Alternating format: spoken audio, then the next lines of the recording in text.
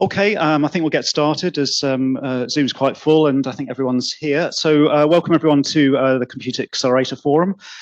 Just a very quick introduction. Welcome to today's meeting, of course, and we have two talks today on particle tracking on GPUs for simulation.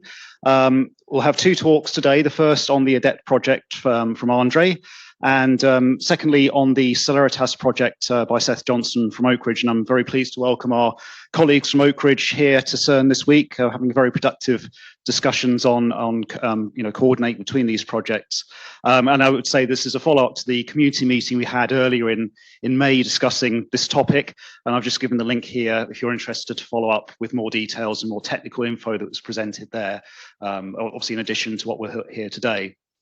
On the Computer Accelerator Forum itself, this is our last meeting before the summer break, so I hope everyone has a restful and relaxing summer, and we'll resume in September. Of course, the current slots and times for the autumn meetings are now on Indico under our usual category. The topics to be confirmed, and as ever, if you'd like to present anything or to propose a topic to us, then please get in touch via the usual organizers email below. So without further ado, let's get started, and I'll hand over to Andrei, who will talk about the AdePT project.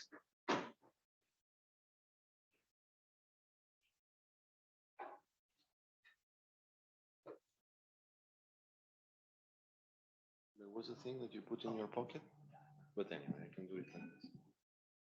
Okay. So hello everybody. Can you make it full screen? Sorry, where's the full screen? F11. F11. Perfect. Okay, so I'm here to give this talk on behalf of the AdePT development team. So what this is about, you can maybe figure out a bit from this acronym. It's Accelerated Demonstrator of Electromagnetic Particle Transport. So it's about getting a part of full simulation faster, making use of accelerators like GPUs. And I on purpose skipped the motivation slide because, I mean, we always discuss motivation even in the context where fast simulation approaches become more and more popular, like introducing AI besides the parametrizations, full simulation stays still very relevant in terms of the computation budget, even now, but also during the high luminosity program and beyond that. So basically what we tried to take this challenge and tackle this problem. Can we accelerate a bit, make it faster on the GPUs, which is not really obvious. Why we didn't do it like years ago is because simulation is not traditionally one of those applications which are friendly for GPUs. And you will see from the content of this presentation why you'll understand better. So our main targets was first having the functionality, like making all the simulation components work on the GPU, like physics, geometry, field, but also the part of the user code that needs to interact with the simulation framework, like the scoring code. Now to a limited extent to the current functionality that is provided in Gen 4. And put this together in a prototype that would demonstrate shower simulation for electrons, positrons, and gammas on the GPU. Of course, doing that, we want to ensure of correctness. We want to make sure that we do the right things.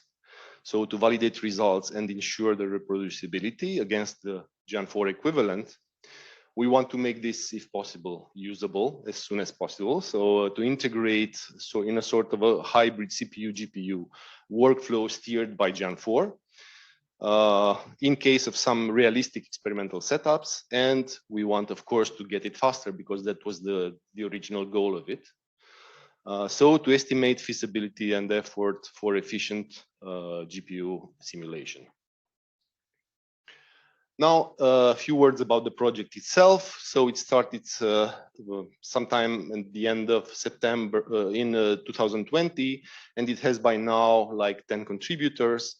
And since we were not so much experienced with GPUs, we had to do a lot of scouting. So our strategy was basically to try to integrate gradually features as new examples as we develop them. So it was not like we had, the big master plan that we could directly apply and implement, but we had to explore while doing the implementation.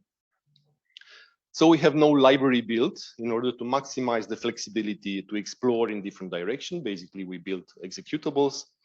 We have very few external dependencies, and I will say a few words about those. In terms of geometry, we depend on the VecGeom library, which, as it was mentioned before, is a product that was developed before this development. But we had to enhance the GPU-related features because VecGeom was a GPU aware, but we had to really make this work a bit better. In terms of physics, there was a parallel project called G4HappyM that started, basically at the same time with AdePT, which created a library, which is a GPU-friendly port of Gen 4 electromagnetic interactions. Now, of course, we wanted to, in this process, to make, to understand at least portability aspects, because we know this will hit us in sometime in the future. But this was not the major priority of the project in this phase. So, but we still did some preliminary investigations, started with the Alpaca and One API. Now, about the prototype, this is, I won't go through the details of this timeline. It's just to mention, just to show that we started from things which are very simple, like Fisher-Price-like examples, trying Alpaca versions of it, basically exploration, around, then starting to put in components, as we managed to make them work, like geometry, field propagation, and so on, and then ending up with more specific studies, like how do we support single precision in components of our project and so on, and ending up with the most complex stuff which we have today, which is integration with Gen 4 workflow, and sort of this kind of demonstrators that would show integration. Now, just saying a few words about the physics. So G4HappyM is a sort of a GPU-friendly rewrite of the electromagnetic physics from Gen 4. So basically, it covers the complete physics for electrons, positrons, and gammas, which are the particles we are focused on the simulation, and still relies on part of the library on the Gen 4 initialization, because it delegates to Gen 4 all the difficult part of constructing the physics tables. But then it creates a part which is basically can be used standalone on the GPU, and it's much more lightweight, and it can be used completely decoupled from Gen 4.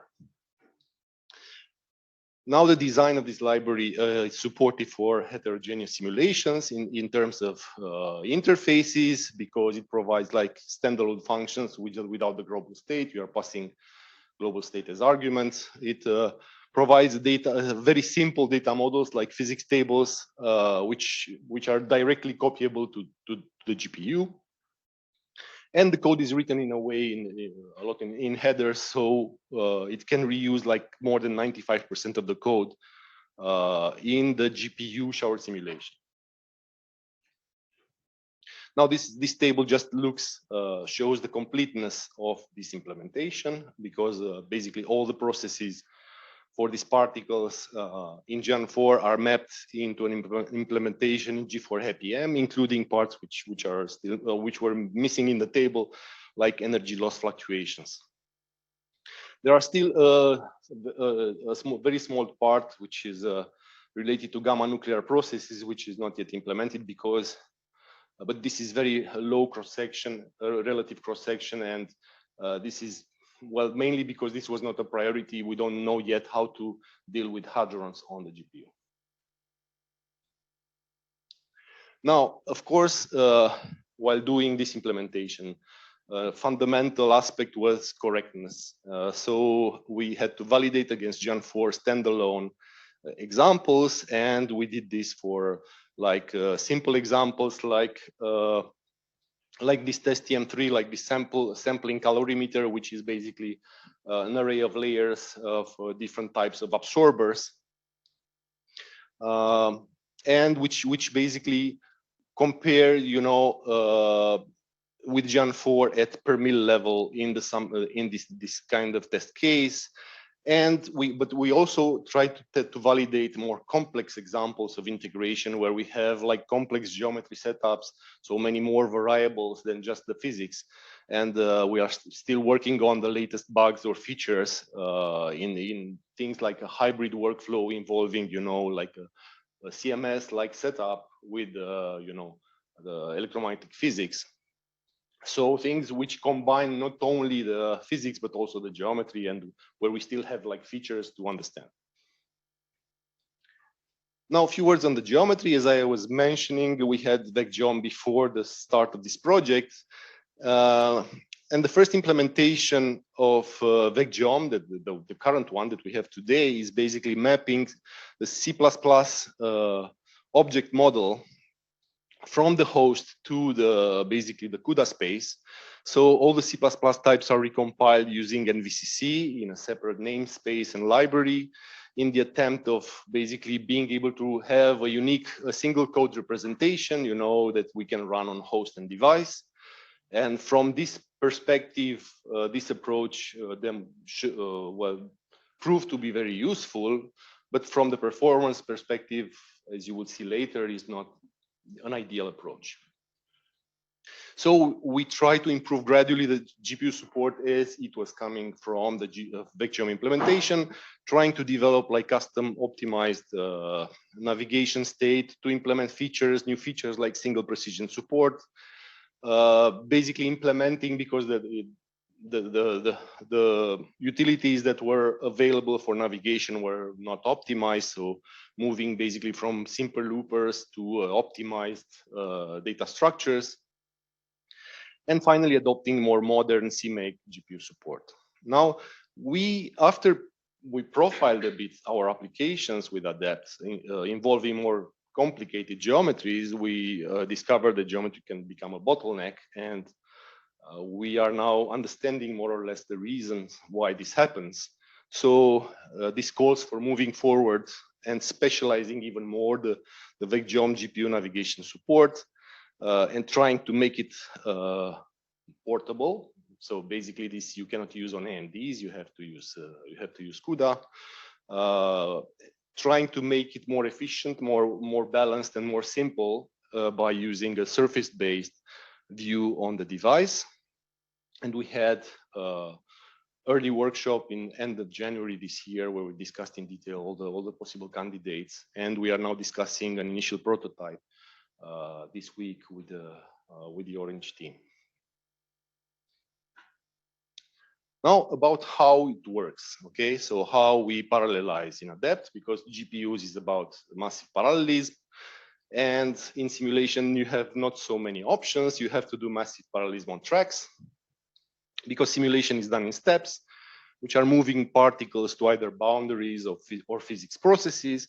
And in case of Gen 4, this is done one particle at a time, which is not what we want to do on a GPU. So all active tracks available are stepped at once, which provides sort of much higher degree of parallelism and more uniform work for the GPU. Now, there is no, of course, to do that, to implement that, there is no thread local state like in Gen 4.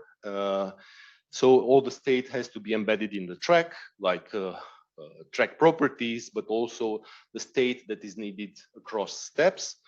And besides this kind of state, for reproducibility reasons, we need to embed in the track data a random number generator state, and we are using for that Randlux++ as a random engine, including a strategy basically to spawn a new sequence of random numbers for daughter particles to be used from the current state. So this is a mandatory condition for things to be reproducible, not to depend on any sort of ordering, but just on properties of the mother, so that it doesn't matter which kind of resource is executing processing a particle at a given moment in time. Now, regarding tracks, so tracks are pre-allocated per particle type in thread-safe containers, and we make sure that we distribute track slots, basically sort of a pointer indices to these tracks in an atomic way, and to be filled by the kernels that are actually generating secondary tracks. And this will be explained a bit later.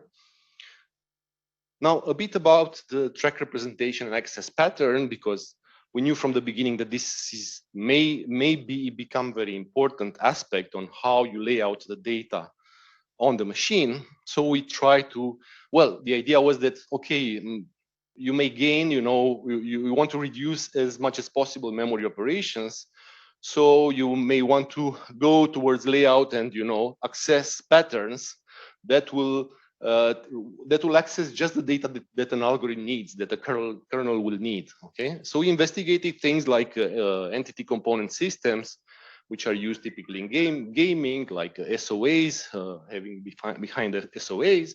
But now we are looking even in more depth, like using track data structure transformations, using low-level libraries like this low-level llama, which stands for low-level abstraction for memory access. And we have tried all these things, but we don't have yet a definitive conclusion, in the sense that yes, we see nice benefits in like toy examples, but when we go to more complex cases, this is not yet the case. Okay, and the reasons are multiple. Okay, it's not obvious, because in realistic setups, the track data access is just a fraction of the load stores. I mean, it's not just the track data that you access. You will access also geometry data. You will access cross sections. You will access lots of things. It's not enough that you split kernels and we just access a small part of the track when the geometry does, I don't know, 90% of the loads and stores.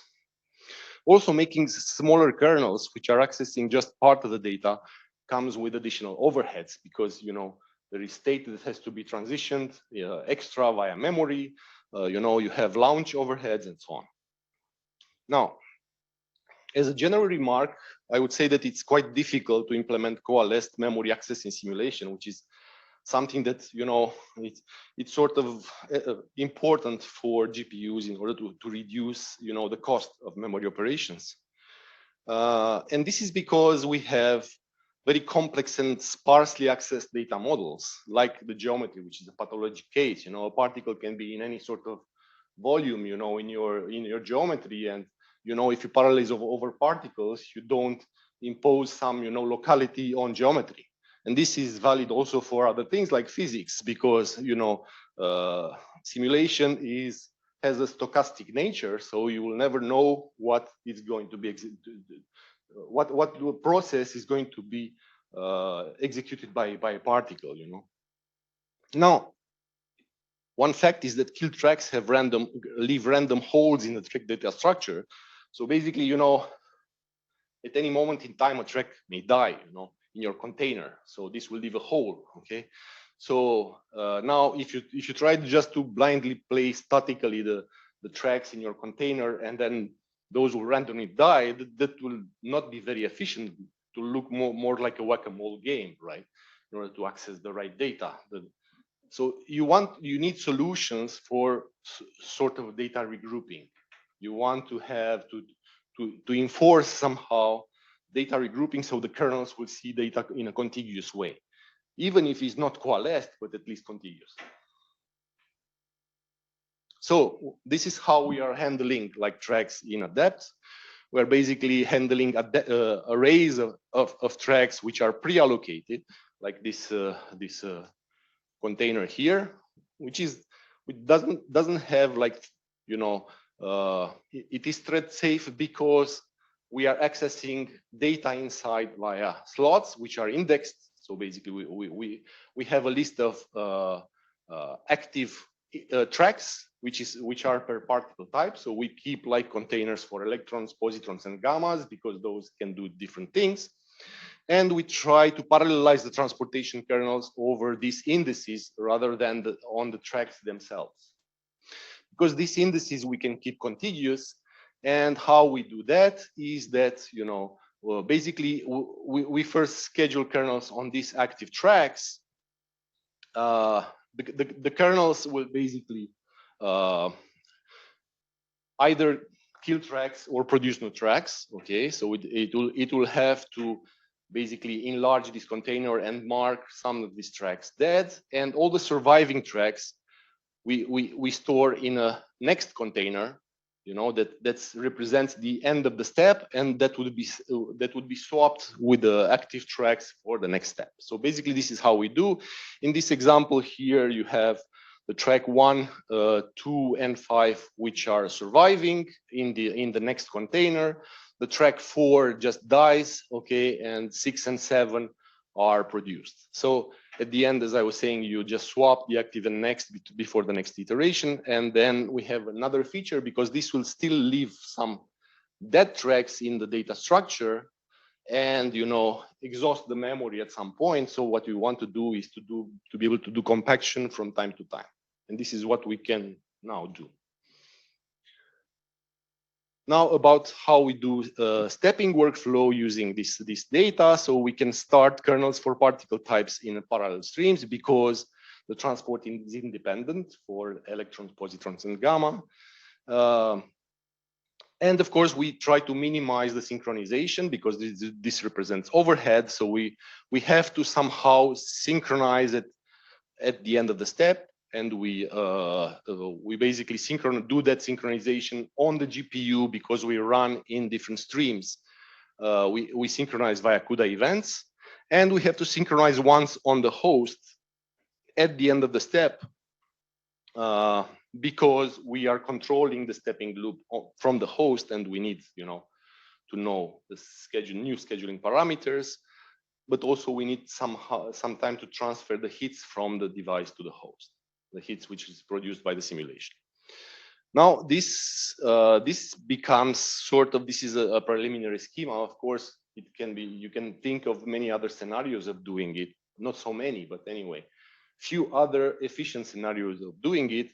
So basically, this becomes a main optimization playground once the functionality is in, because we can do better work balancing between works, we can reduce the impact of tails, and aim for better device occupancy. Of course, we wanted to understand the features of this kind of approach, so we started studying, you know, like simple examples like this simplified calorimeter benchmark, where you have a calorimeter with a number of layers, and you simulate a number of particles entering it and showering it inside this calorimeter, like we are shooting 10 GeV electrons as primaries. And we have a sort of a configuration parameter space, which is a number of particles per batch. So we inject sort of not a single particle at a time, but a full batch, because we want to take advantage of parallelism. And we are playing around with the number of register per thread and number of threads per block, which are sort of specific parameters to the device that we are running on, because we are comparing on different types of hardware, like different grades of consumer cards, but also like professional cards, to see, you know, what are the features of the model that we are running.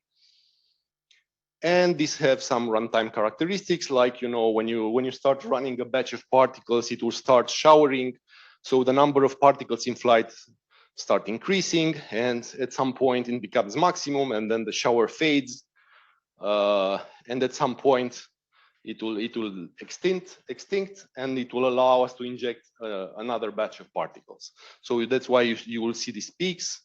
You know, this is how the shower develops on the GPU, and this is here against the iteration number, which is basically the step number, because you know, after you do, it's like you do a photo, you freeze, then you have to do physics, geometry computation, you do one step with all the particles, and then you do another snapshot, right?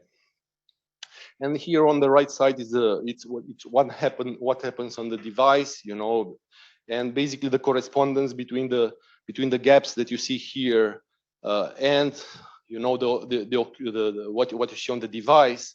It's the dips here correspond to the big values here. So basically in time, this part is executed very fast actually, and this is for different device occupancies.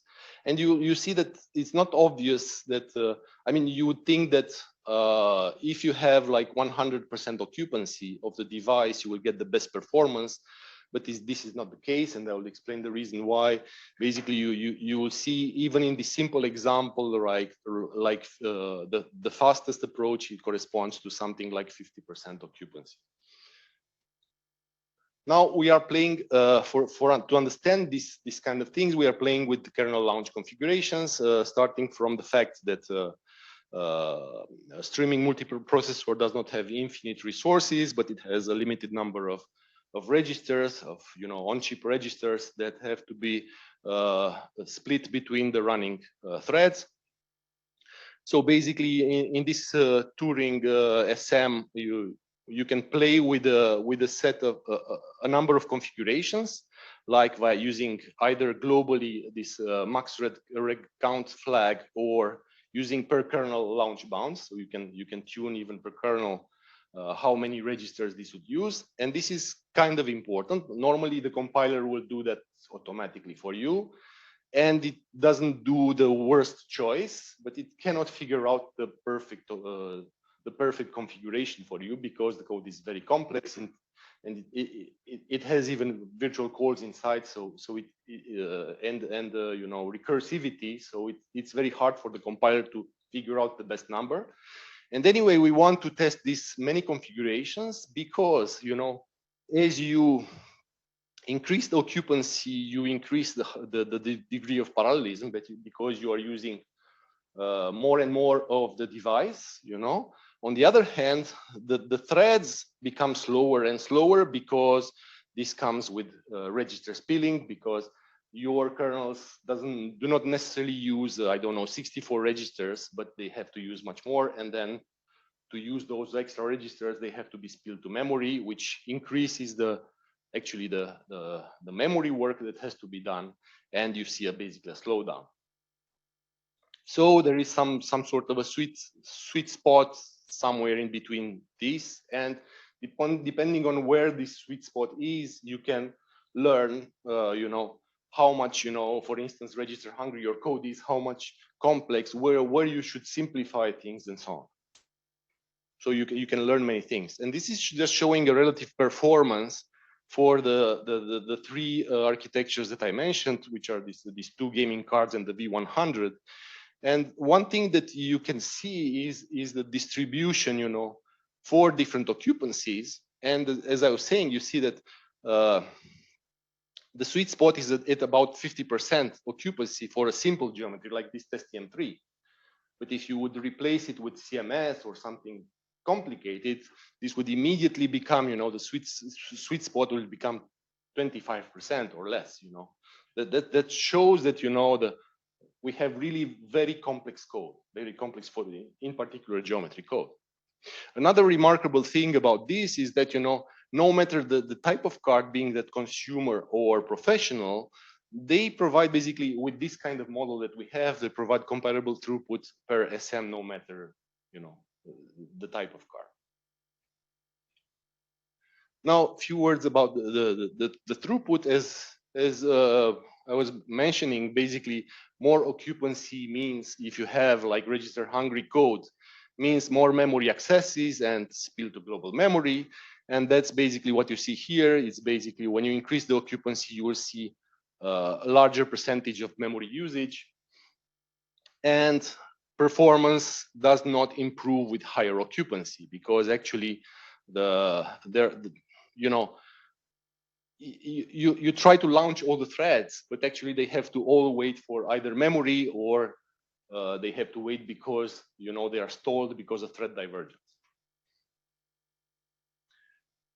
Now, this is a very simple case study for thread divergence, where the problem is that we have basically in the first implementation that we have now, we have sort of a big kernels which are called transport electrons, transport positrons, transport gammas, which are basically doing everything all together, like geometry calculation, physics calculation, cross-section sampling and everything.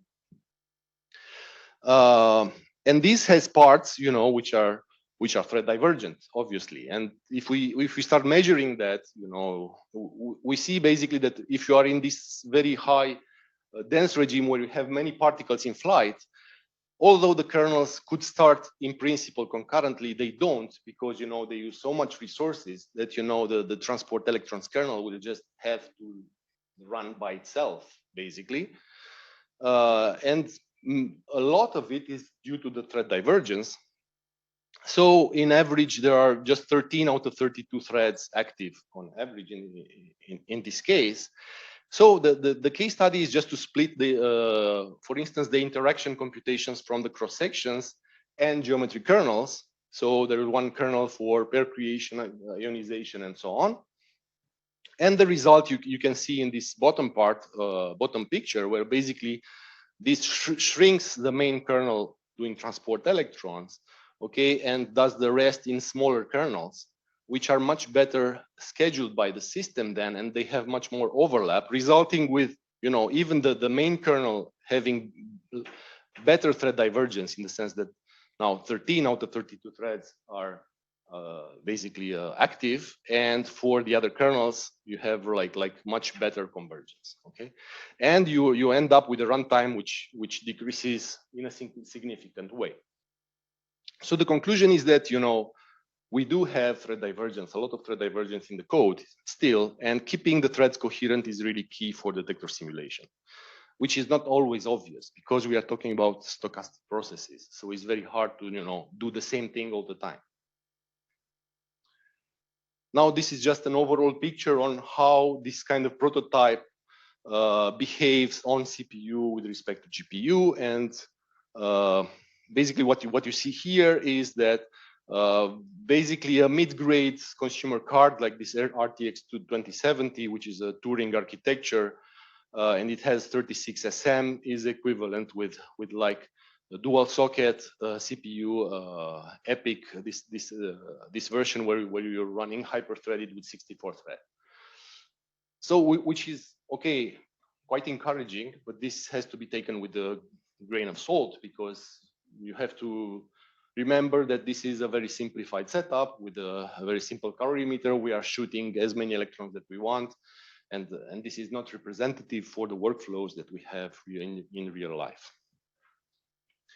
So now to go a bit away from the performance, I mean the direct prototype, and talking about performance portability, as I was saying, we were looking a bit into portability tools, and one of those was AdePT, which is a sort of a snapshot of AdePT in a repository at a given time, trying to convert the core utilities, magnetic field, random number generator, and so on.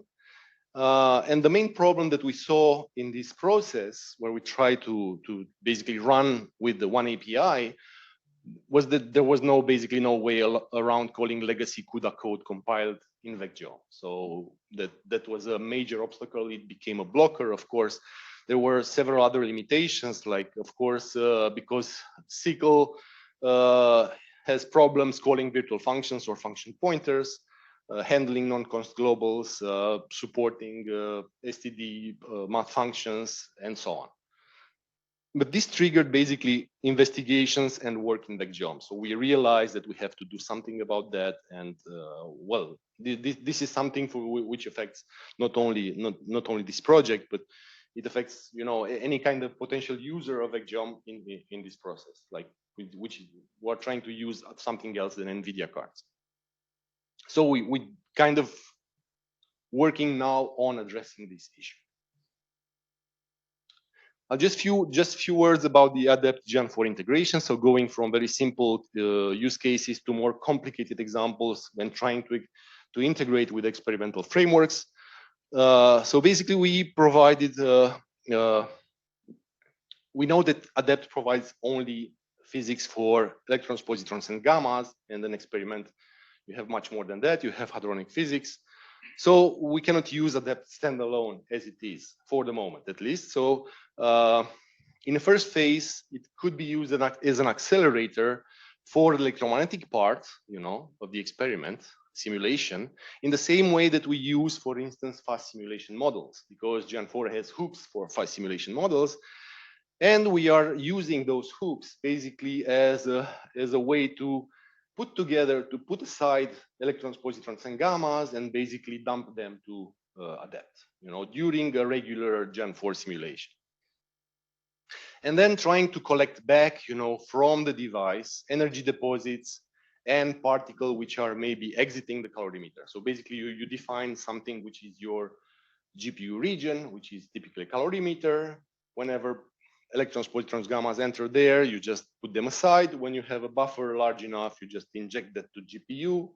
And for the moment, this workflow is completely not optimized, in the sense that the thread that dispatched has to wait for things to come back from the GPU, and then give it back to Gen4 with those particles, so that the simulation continues.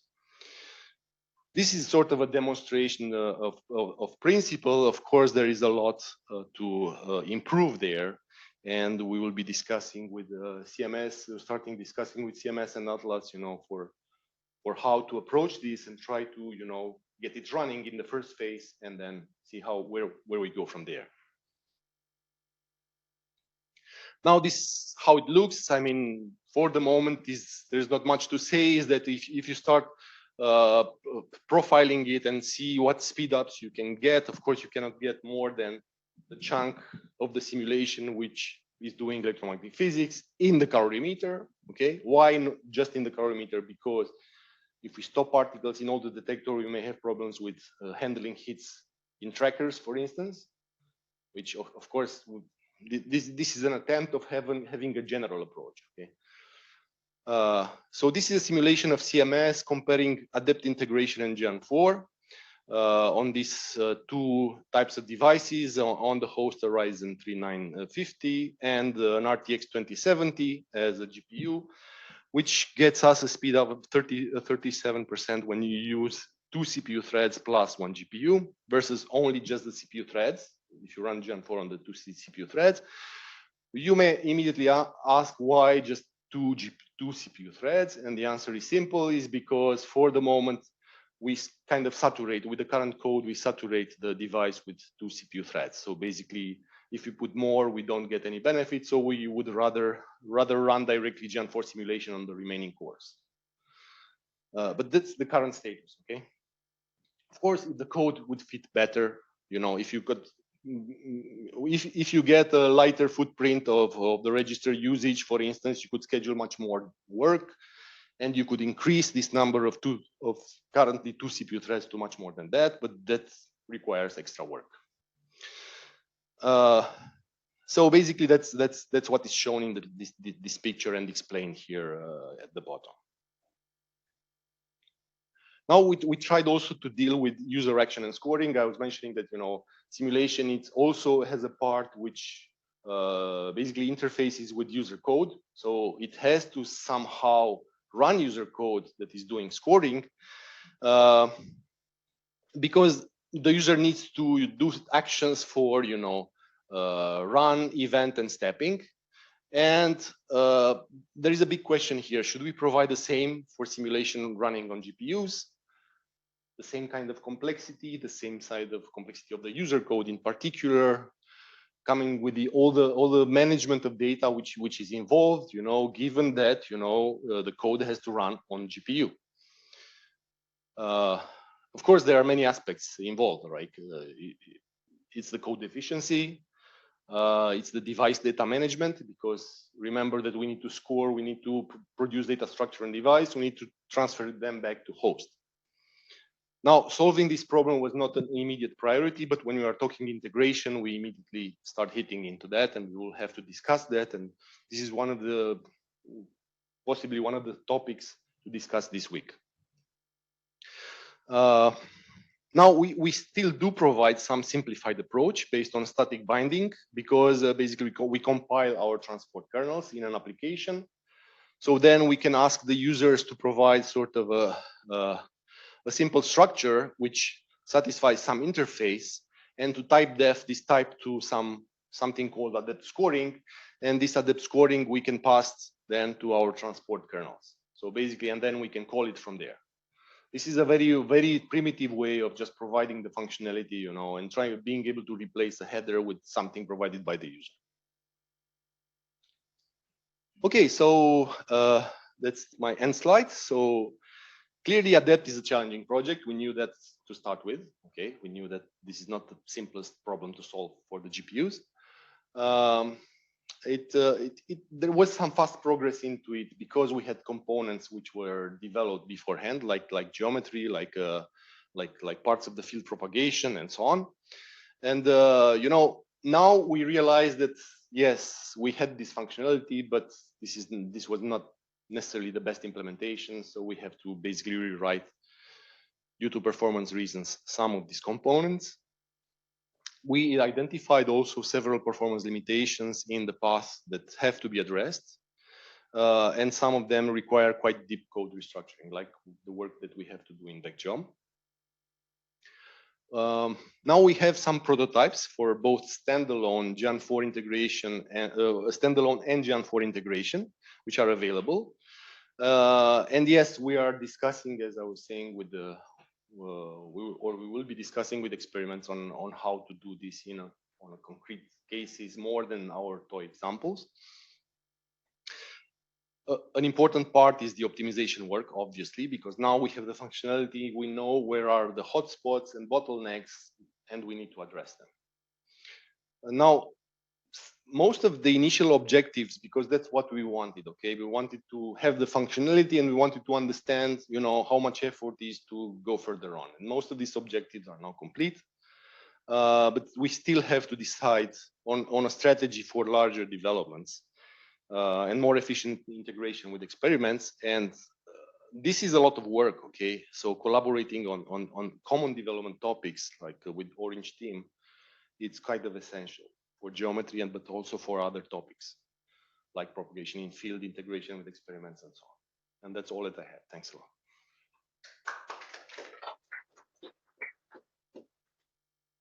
Okay, thank you very much, Andrei. Do we have any questions from the room? Tom. Thanks, Andrei. That was a lot to unpack. Yeah, I know. Quick question, you may not have this on the top of your head, so maybe we can talk about it later, but I can't remember what slide it was on, but you had your occupancy numbers. That's a press. Sorry. Wow, that's even easier. Yeah, right there, the one you were just at. Yeah, when you so I assume on the you were basically setting the number of vector registers allowed and then spilling the rest of the data.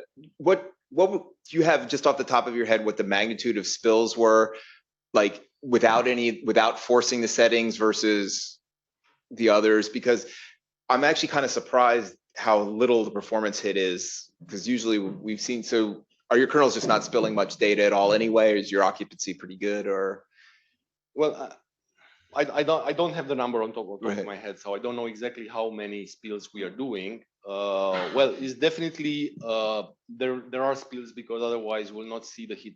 Well, you're definitely spilling something, yeah, sure. We're definitely spilling something, but there is it's hard to disentangle, you know, the part of the impact of the spilling part with respect to the thread divergence that you know hits us. So it's clear that the spilling happens, because we are somehow imposing to some kernels have runtime which will use much more registers that we would expect. And so when you say 100% here, I'm assuming that's over a bunch of kernels, that you're forcing every kernel to be 100% occupancy and every kernel to be 70. Okay. Exactly, and that would imply like 64 registers. And actually, the kernel actually needs much more than that. And so do you know what the default is if you compile? Yes, I can add it a little bit. So if you just let NVCC do its job, it would usually allocate something like 160 to 200 registers for the kernels. So that's probably around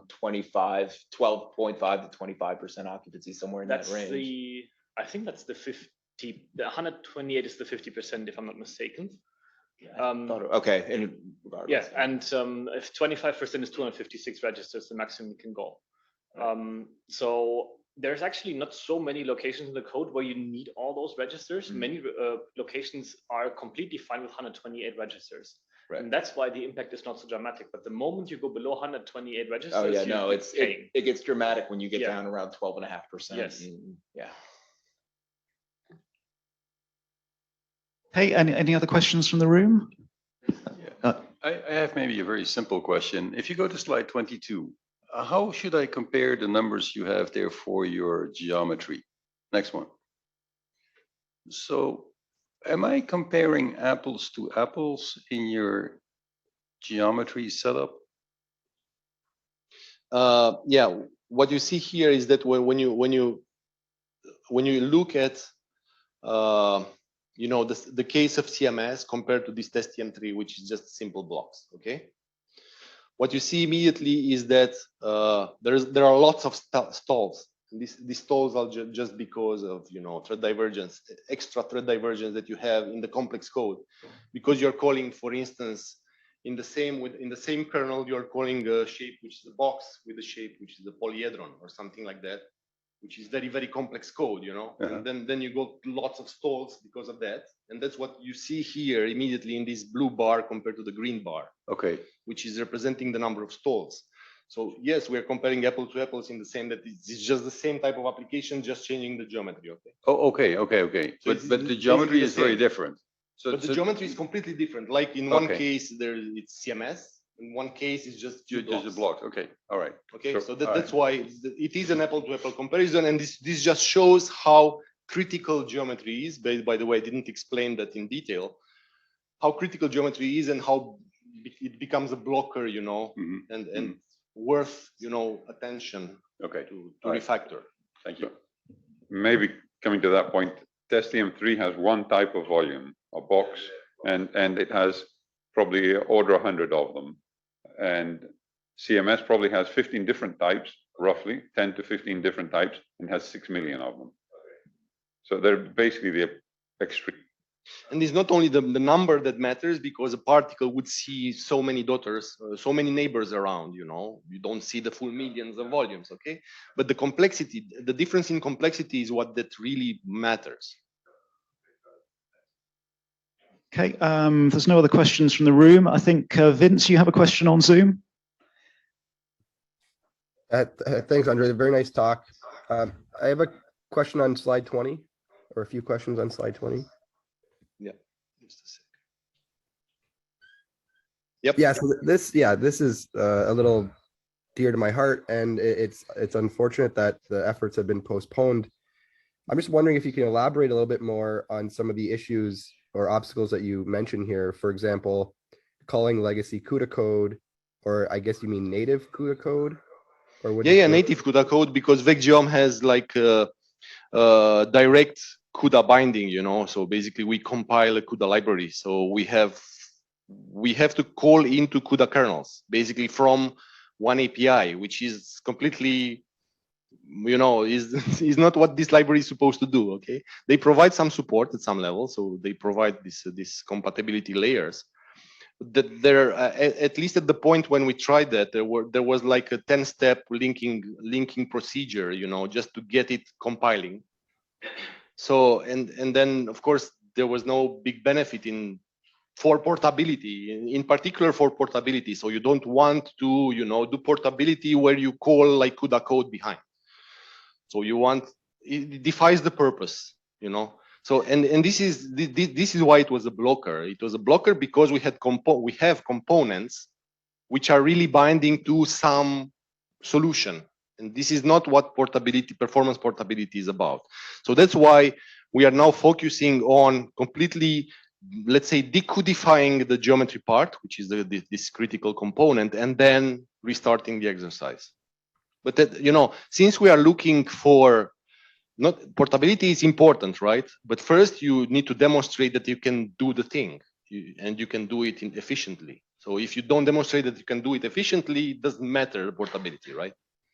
Okay, gotcha. Yeah, so I understand that you're still tied to native CUDA code, but I mean, the fact that you said there's no way around calling it is what triggered my question, because you do have interoperability mode where you can call CUDA libraries directly using, like, say, host task or something from SYCL code. Yes, it is possible. We discovered it very quite late because it was not at all documented, and you had to ask the experts and so on.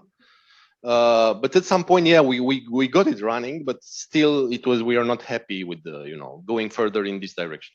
Gotcha. Okay, and then the other one about standard math functions. So, I mean, within the SYCL namespace itself, they have your trigonometric functions, and can you elaborate on what is missing from your side well, some of the log and trigonometry was like using stud functions was not well.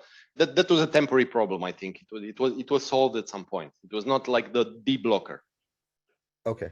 So what is Jonas, do you want to comment? Yeah, so maybe to comment, if I remember well, then so you have to understand that G4IPM, so the physics part of it is also, so it's primarily a CPU library. So the code that we write is supposed to be plain C++ that you can compile for the CPU and then use with Jan4. So there, of course, we use the std math functions. And what I remember, if I remember correctly, then the problem was that we cannot just use the very same source code and like give it to the SYCL compiler, but that you have to actually change it to use the SYCL namespace for this, which is, sure, it's some sort of portability, but not exactly the portability that the source code portability that you get with CUDA. With CUDA, it's fine to use std log, std exp, and so on. With SYCL, it was not, if I remember correctly. I see. Okay, because yeah, using the SYCL namespace for your math functions, they also have like native calls. So SYCL native sine, SYCL native cos, so on. Which in the case that the library or the function is not available, it will resort to what is available. So I thought it was the std namespace, but okay. Okay, yeah, thank the you. thing is, so the NVIDIA compiler does this automatically with the std namespace. Unfortunately, SYCL does not. Yeah, that's the By SYCL, do you mean like the open source Intel compiler, or the goal, like these releases from one API? I think so. The Intel implement. So the one that can work on NVIDIA GPUs. I lost track of which implementation in particular that was. Okay. I think they tried the open source compiler. Yeah. Okay. Because yeah, the other one doesn't support CUDA. Okay. Thank you so much. Appreciate it. Nice talk. Okay. Thanks again, Andrei. And now we'll move on to Seth, who will tell us about Celeritas. So just let me queue up the talk.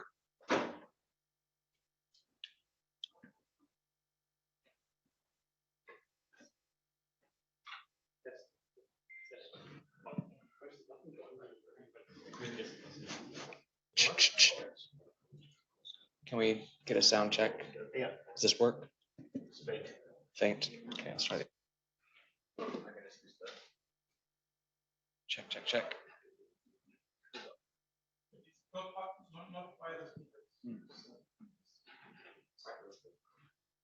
It does not come by the speakers. Oh. I guess you just have to.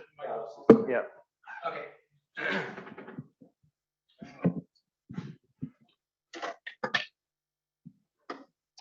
All right.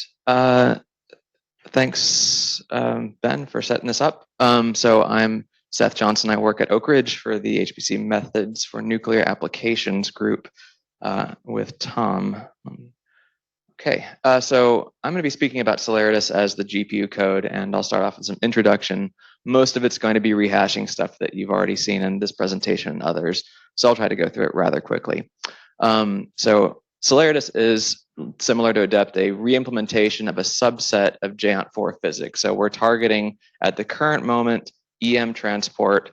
Our eventual hope is that we can add hadronics and eventually the full physics that are needed for the most computationally intensive LHC simulations.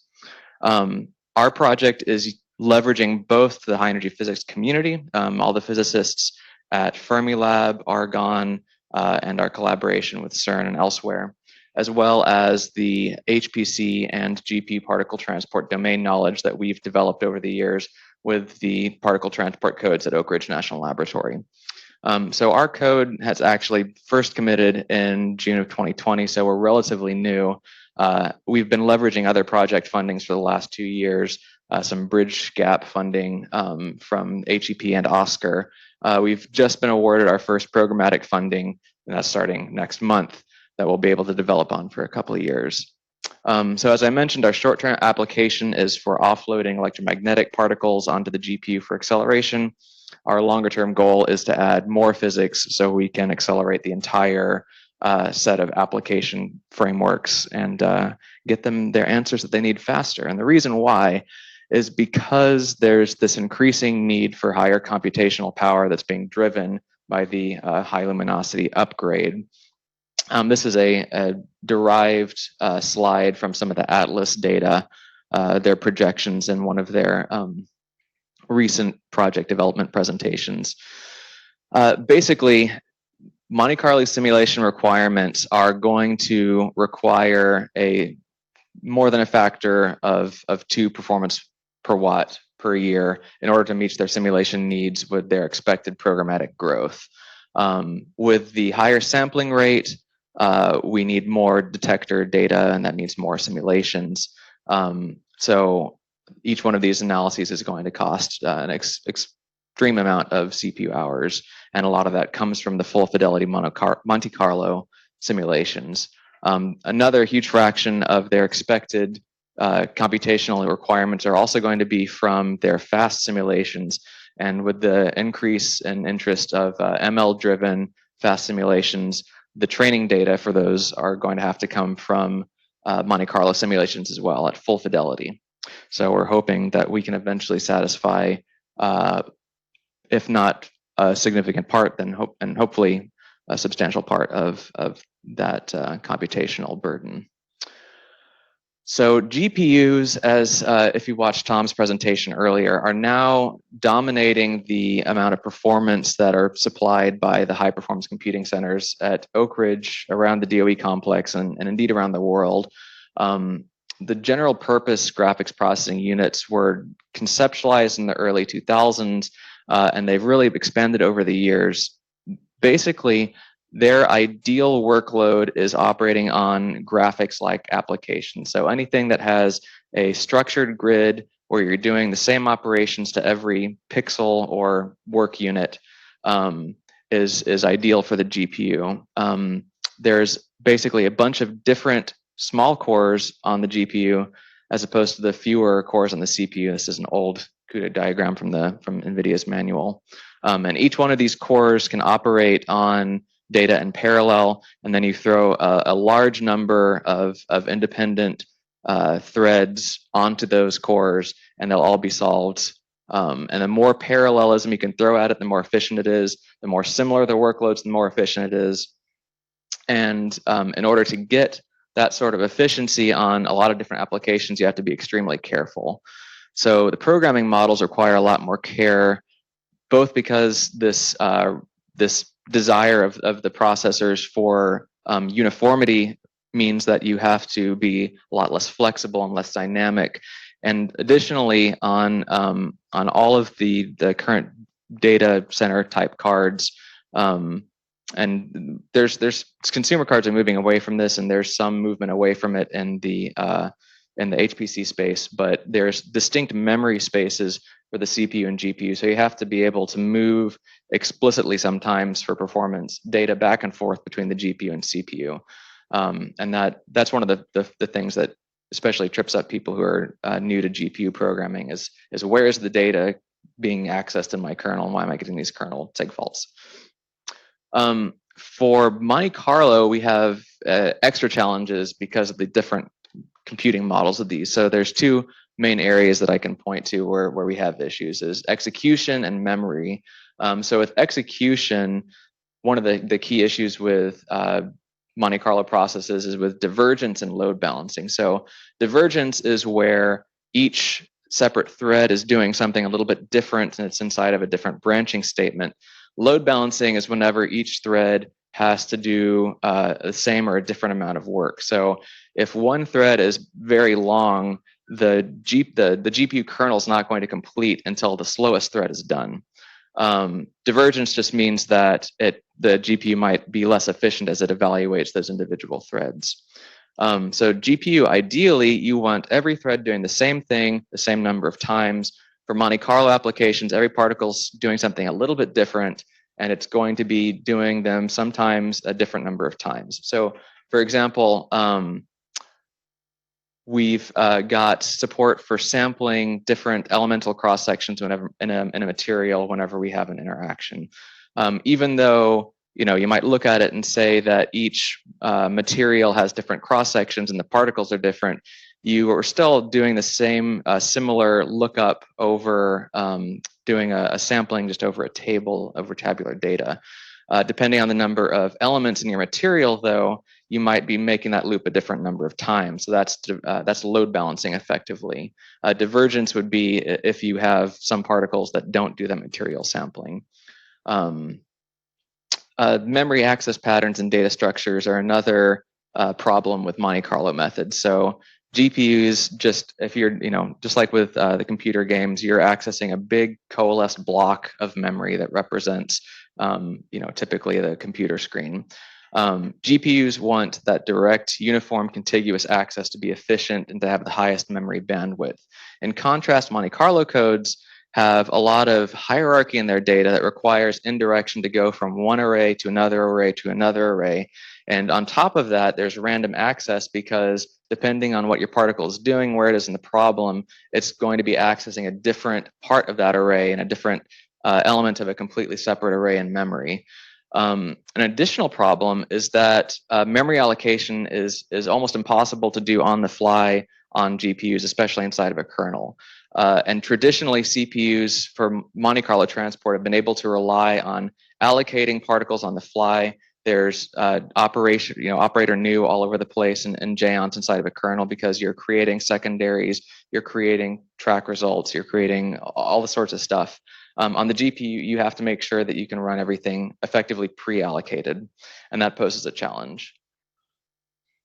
So knowing a lot of this in advance, we've got a set of core design principles in Celeritas that we think will help us reach a solution to a lot of these problems in a way that allows us to experiment and try different things and find an optimal solution for some of the problems, especially because of the high energy physics space is a little bit different than the applications that we're used to.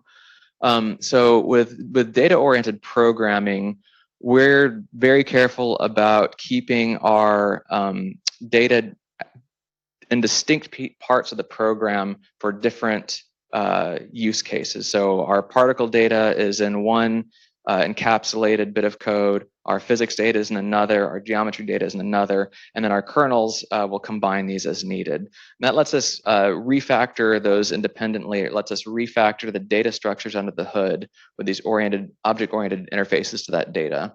On top of that, we've got objects that are composed together as opposed to inheritance. Inheritance can be a problem on GPU architectures. Virtual inheritance is almost impossible in a generic sense because it's not platform portable. It's just an extension to CUDA right now.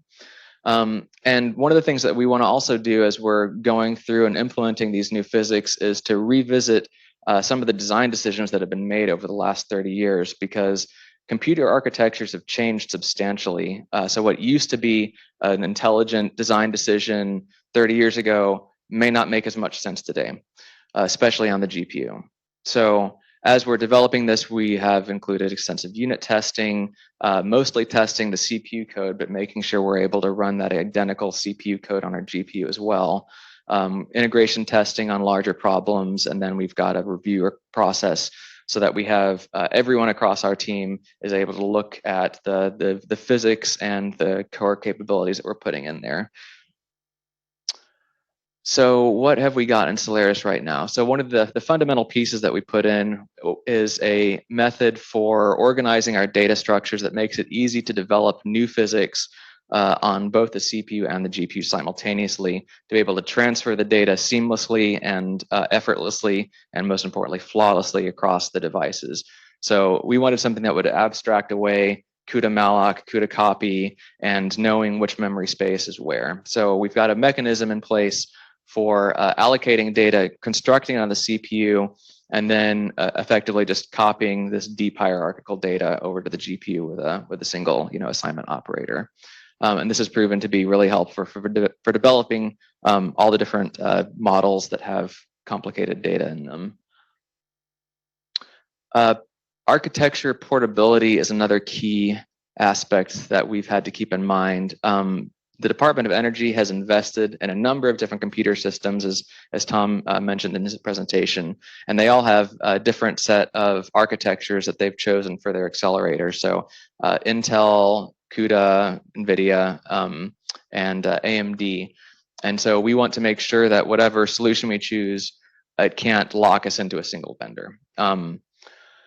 So what we've got in place right now is basically inline C++ code that's decorated with device host calls, and then a few auto-generated kernel functions that will dispatch code to those inline functions.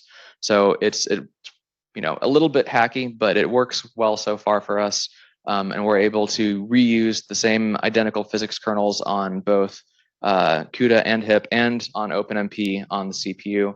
We're working with NVIDIA. To implement STUDPAR, which is a prototype for a standardized ISO C++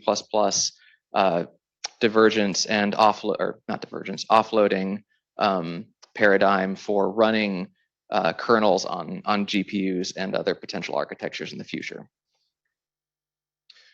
We have integration through VecGeometry, through VecGeom of support for GDML geometries. So for example, here's a ray trace of CMS 2018. So we're able to rasterize it by throwing rays across the screen and recording the different the different materials that it hits at each pixel. The rasterization is not anything amazing, but one of the interesting things that it does do is it puts us in regimes that VecGeom isn't really designed for. Usually when you're running a simulation program with VecGeom, you've got all the particles starting in the middle of a volume and going at isotropically or at least non-uniformly through the problem. With this thing, we end up with a bunch of rays going along volume edges and so forth. And so it's been a real stress test for the geometry, as well as a good way of verifying just by doing a diff of these lineouts, the differences between the CPU and the GPU implementations and with the JAMT implementation and the one in Orange as well. The one in Celeritas as well. So VecGeom right now, as Andrei mentioned, is basically hardwired to use CUDA. As part of its development process, that was an early choice that was made because CUDA is much more mature than any alternative, and especially the couple of years ago whenever VecGeom really started leaning into GPU. So to support our experimentation with AMD and other architectures, we've been porting over a geometry engine that is implemented in our other nuclear application code at ORNL called Orange, which is designed for these deeply nested reactor models. So you'll have levels and levels and levels with some arrays thrown in there as well. So we've successfully re-implemented a legacy geometry engine and shifts and scale, which targets these reactor applications. And that is a CPU only code, but we've been gradually porting it over to GPU and implementing that in Celeritas as an alternative to VecGeom for experimentation primarily. So it operates by tracking on effectively a CSG tree of surfaces, and each volume that it tracks through is comprised of some CSG tree of these surfaces. And one of the key things that we do for performance is to do as much as we can with pre-processing. So we're focused on taking complicated geometries and simplifying them as much as possible at load time, so we don't have to spend as much runtime trying to figure out where to go. So the surface-based tracking methodology I'll step through really quickly here. So on the lower right is this cartoon of a particle moving through two volumes, numbers 1 and 2, across a surface alpha through points A, B, C, and D. So each one of these movements in Celeritas is at least one kernel. So there's one kernel that does initialization, another kernel that does the along step, which will move the particle internally or to the boundary of the volume. And then there's another kernel that will cross the boundary and search for the new volume. So when the particle starts out at position A, we're initializing it with the main initialization kernel. So that's given a position, it finds the logical volume that the particle lives in. At the beginning of the along step method, it searches for the nearest boundary, doesn't change the actual state of the particle, but then we move to position B, changes the position. We know logically we're in the same volume. This is no different from what VecGeom does. The differences are whenever we are near and crossing a boundary. So when we move to a boundary, we only know what the next boundary is going to be and what side of that boundary we're on. The next kernel that launches is to cross the boundary, so it only flips the sense. We stay on the same surface that we know, and then we search for the volume that's connected to that surface, and then that puts us in our new volume. And then finally, once we move again inside of that surface or inside of the volume, our volume stays the same. We're no longer in a surface and we're at our new position. So by having this consistent set of surfaces that connect volumes, it gives us a highly reliable way of transporting and tracking and navigating through the problem, and performance as well, because we can also save on lookups, because we know at construction time what volumes are connected to what surfaces, and so what might be on the other side. So the construction is where a lot of the complication arises. So I've sketched up this diagram here of what happens during construction. So right now we have 2 and 1 experimental ways of inputting the geometry inside of scale and shift the reactor codes, and potentially we could have at some point GDML, VecGeom, JANT4 based construction like we talked about this morning. So with those inputs, construct an orange object model, which is comprised of shapes, transformations, cells that reference the shapes there. The shapes have transformations attached to them, universes that are made of a bunch of different cells, and then we can also have arrays that are also referenced by the universes. Focusing in on the shapes, transforms, and cells though, whenever what we do is we take those shapes, each shape constructs a set of surfaces, and then the CSG sort of leaf that's comprised of those surfaces. Those surfaces then have transformations applied to them, and then once all the transformed surfaces are constructed, or as they're constructed, we build a list of simplified surfaces. So this thing deduplicates surfaces that are the same across different volumes that might have different orientations tracked onto them.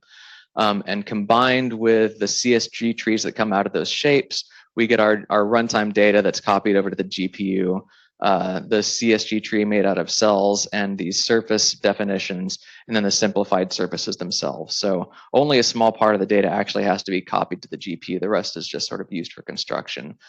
There's also some metadata that we create as well for CPU diagnostics, like telling the user what volume we're in and so forth.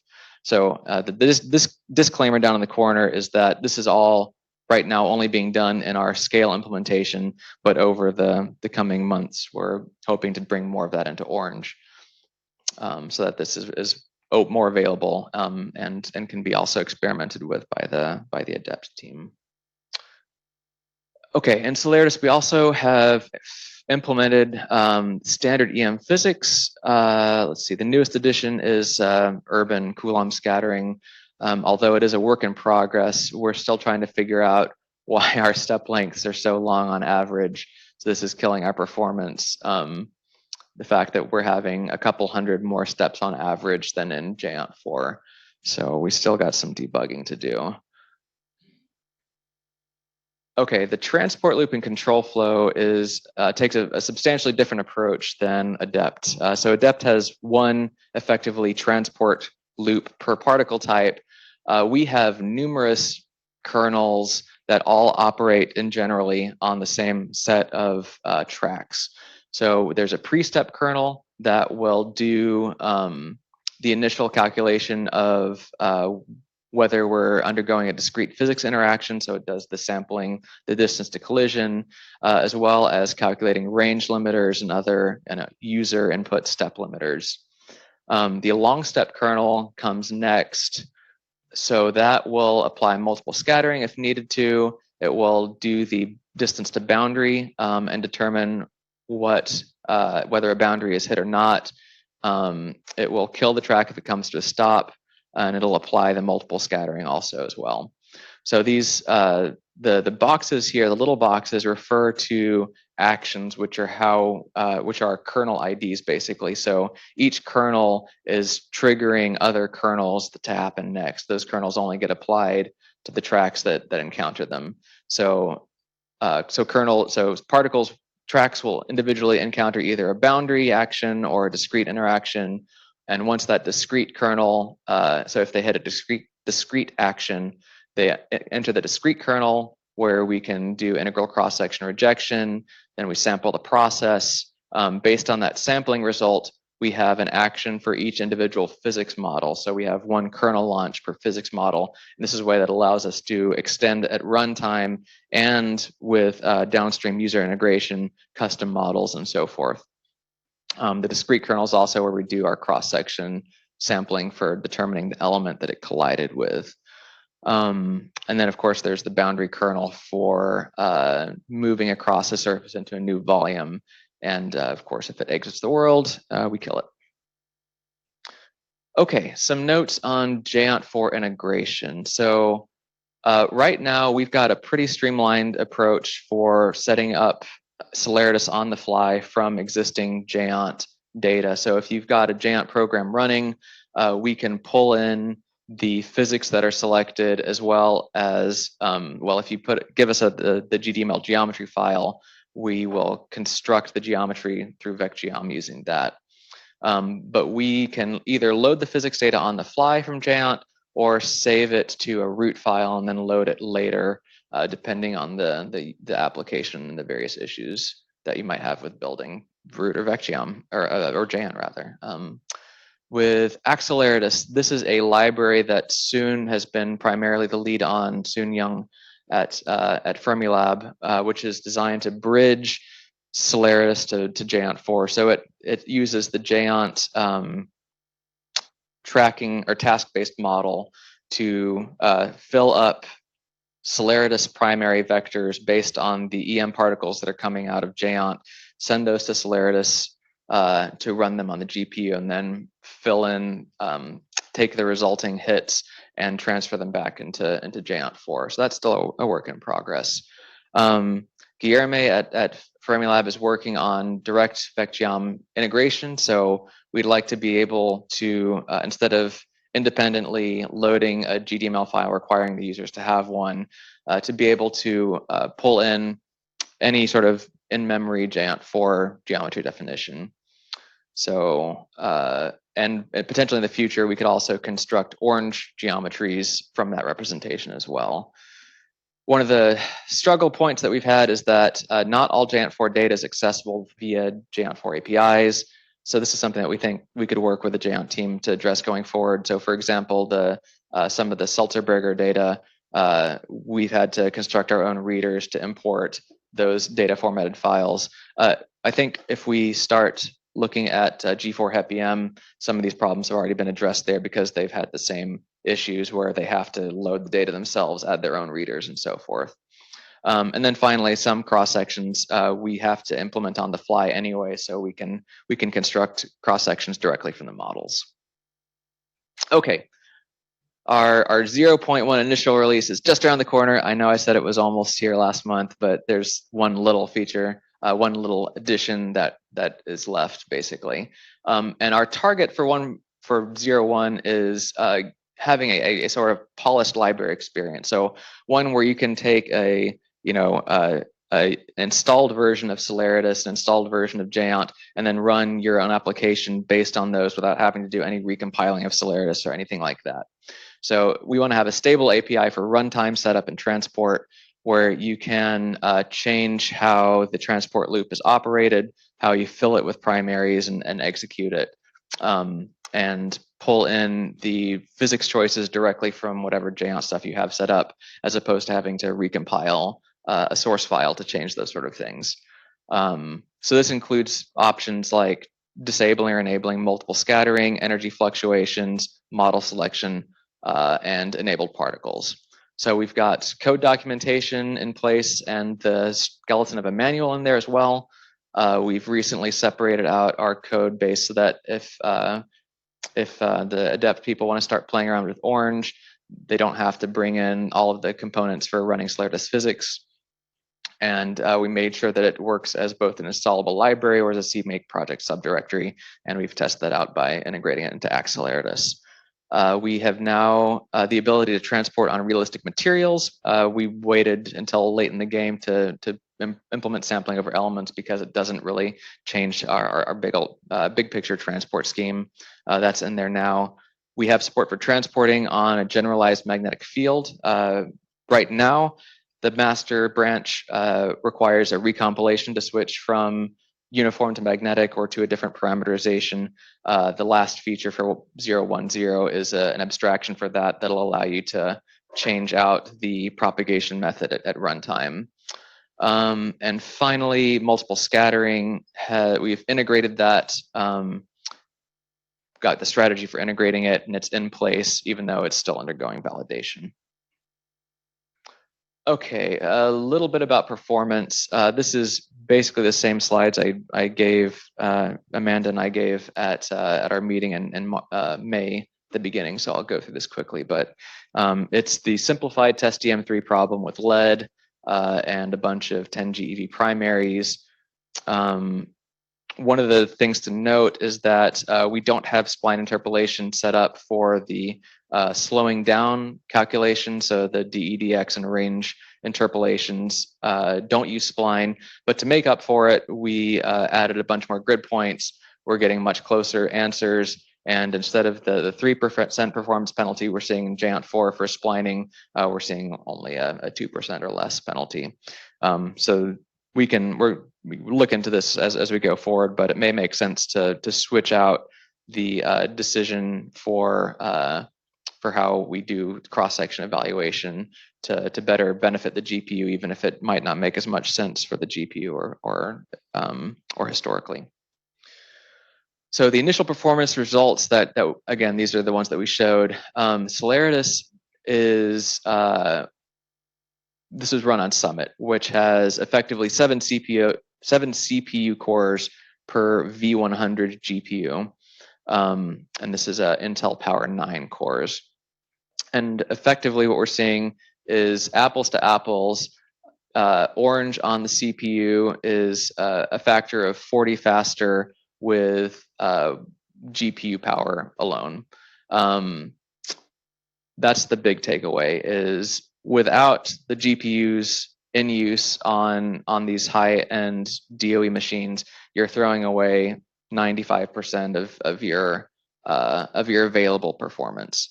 So we were able to also test this on AMD hardware, and we still have to get those numbers checked out and validated, so they're not on here. But effectively on Summit, we're seeing a factor of 280 CPU core to GPU core equivalents.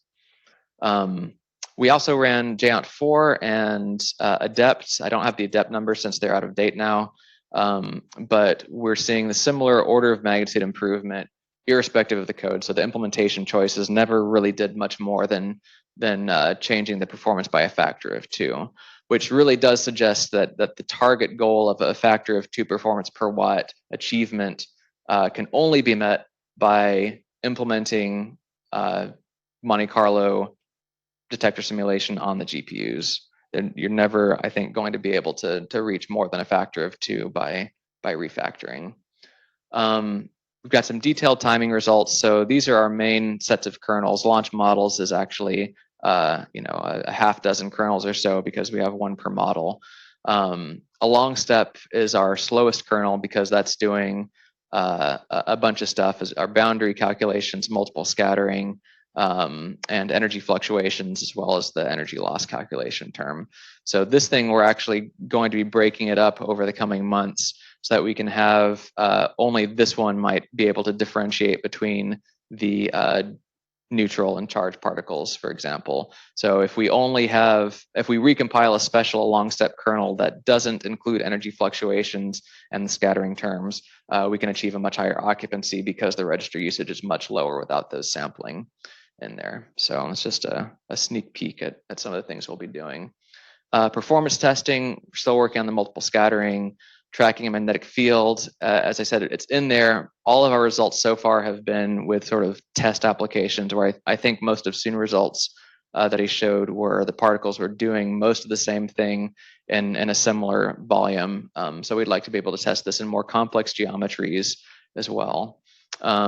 Soon's also working on the multi-threaded scaling. I know our initial results presented a 1 CPU to 1 GPU, and we need to be able to improve that scaling and quantify it for this to be useful in real life applications.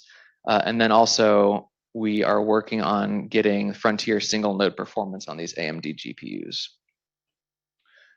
So to conclude with, I think we can say that Celeritas is open for business. We've reached a level of maturity that is, I think, acceptable to start integrating with experiments. We want to be able to set up as a library and start working with experiments soon to integrating, better understanding their immediate needs for doing their experimental workflows, extracting the data and bringing it back to the GPU or back to the CPU so that we can accelerate that process. We've got a proven performance advantage on at least our simple test problems. We've still got a lot more testing to do. And that's one of the key areas for continuing work is physics validation. We still have our individual physics models that we're working on doing performance, or not performance, but comparisons and quantifications. Progression problems where we can do sets of increasingly complex problems and evaluate where the differences arise, as well as doing this for performance. And then also, of course, experiment-specific validation cases as they come up. We'd like to also incorporate Acceleritas into this validation process because we might be able to do something like reconstruct directly integrate our hit results, pull those back over to the CPU so that they can use very similar workflows to what they're already doing. It'll be suboptimal, but basically we'd like to be able to ideally let them hook up their existing JANT4 workflows directly with Celeritas and get the results that they need. We'd like to do that with both of the Acceleritas, but eventually we think doing it directly is going to make a lot more sense, especially if their post-processing routines are also GPU accelerated. We could theoretically keep all the data on the GPU and hand it off to their kernels for post-processing. We've not really done too much with performance experimentation because we wanted to get our main transport loop and key algorithms in place first. So there's a long list of things that we can do to play around with making our code faster. And finally, we're continuing to work on our collaboration with CERN and other institutions, and we're very happy with our visit so far, and we hope that it'll continue to be productive in all these fronts. So I'll thank you and happy to address any questions.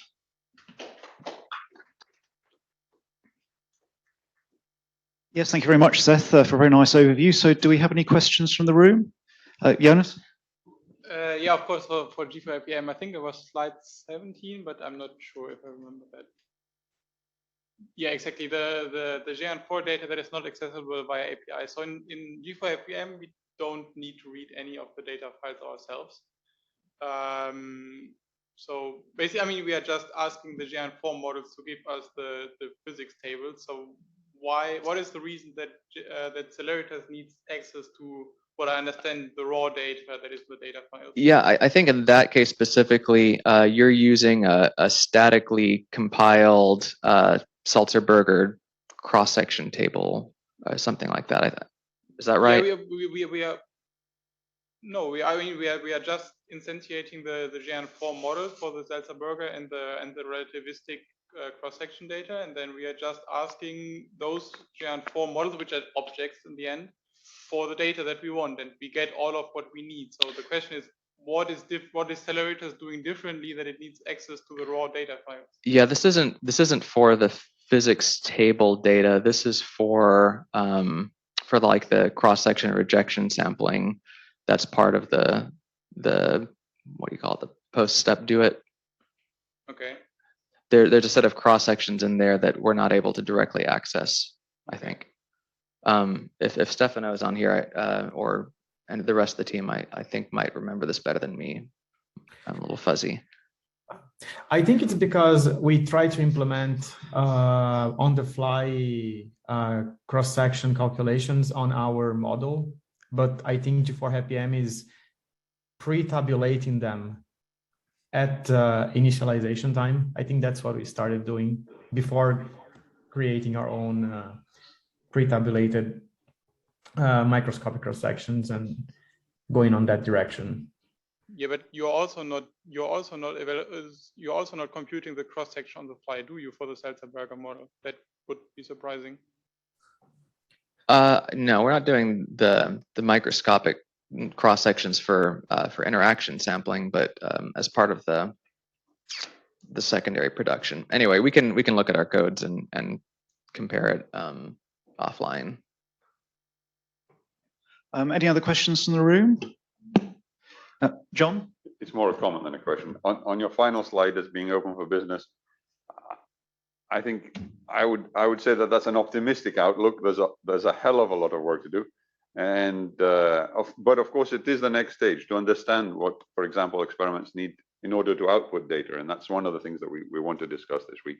But the big thing that's missing is the geometry, which is of course a big topic of discussion. But I would have put it on and emphasized how much we expect that we will need a significant effort in order to get a modeler which is reasonably formed and reasonably complete. Yeah, that's fair. Maybe I should have said like a soft opening, friends and family only, first night, you know.